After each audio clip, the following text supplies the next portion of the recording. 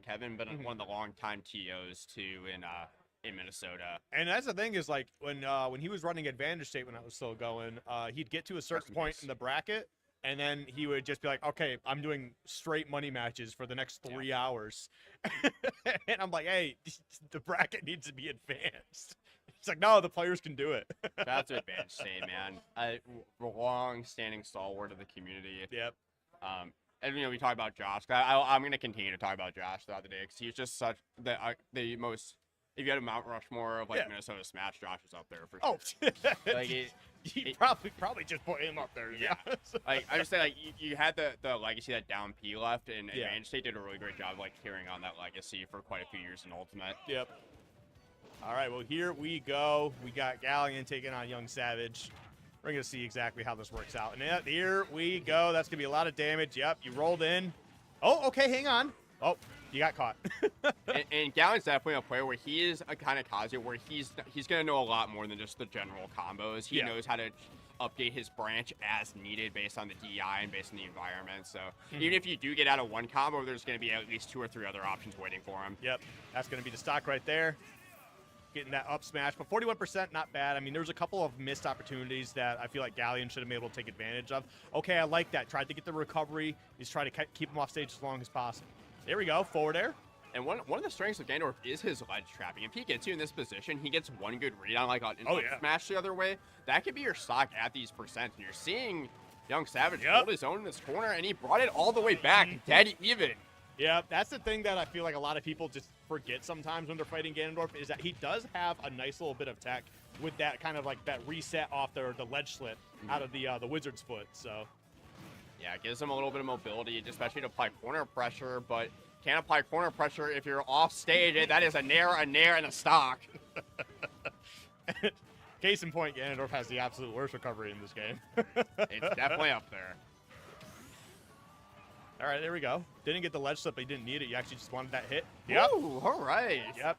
I've been hit by those a lot of times playing Rickles online as an Incineroar. So I'd be like, okay, I've got the mix up this time, and I'm like, nope, doesn't matter. You talk about the top Ganondorfs of the world being Rickles back in the day doesn't compete as much, but you have Major nowadays. Woo! Hang on. Oh, okay. I think we got a little too silly there. But this could be a stock. I mean, he's just getting these hits. You better find a way to get. Oh my goodness! He's looking for it. And this just honestly could be the game. Go. Yeah, this could be the game. Oh wait, great DI though from Yungsavage, going high, does not get combo extended on that platform. So really only needs one good hit left from Ganondorf to take this stop, but he needs to get his feet back under him. Now it's just about getting back to the stage. Okay, we are able to do that. It's gonna be the last time I think for either of these guys. At the Rage Drive online, and that could be Jad Rage Drive. But Ganon being so heavy is going to live. Okay, gets back onto the stage here. The down tilt, almost taking the stock. No! Gonna be the low profile, so unfortunate. But a last stock, last hit scenario. Kazuya, one of the most explosive, polarizing characters in the game, and for good reason, going against one of the worst characters in the game. But as you can see, the two of them are just going to beat the absolute hell out of each other. It's a very manly matchup, the way they swing back and forth. And Yungsavage definitely no stranger to holding his own against Minnesota's best, which is a very strong region. So I mean, if you are a true Ganondorf specialist, this is the only character that you actually really play in competition, you're going to learn ways to try and deal with all these absolute BS characters. And Kazuya is certainly one of them.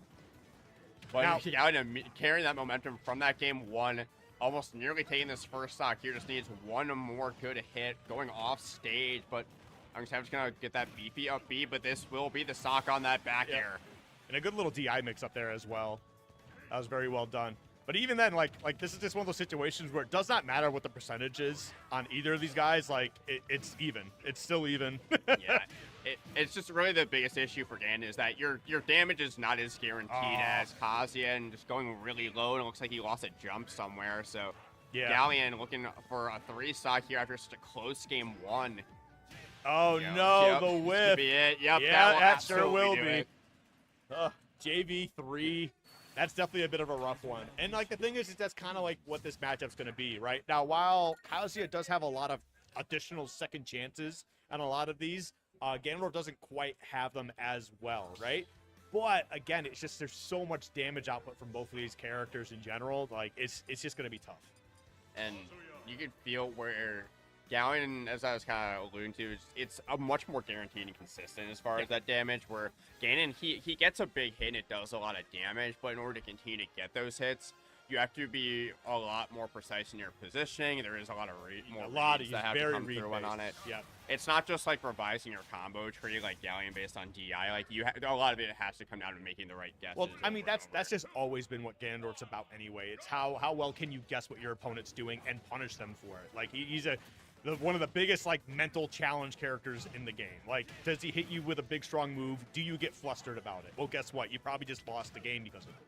That's why he was like early in Ultimate, he was having decent results at majors. Rickles was getting top 64, but as the meta continues to develop and the combo games get more fleshed out, he doesn't have that same capability, so it gets hard. The dash attack, that's crazy.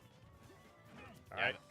It's just a little kick and has a good amount of knockbacks, so that's going to be Galleon taking that first stop, but Yungsavage only a little bit more damage, and it's going to charge that up smash and take that first stock. And see, that's one of those scenarios where you're kind of like, why did I get hit by that, right? And we're going to see how exactly Galleon responds back, and he responds back with 64%. Going to be looking to try and take the stock just to show that, hey, listen, I'm not flustered at all.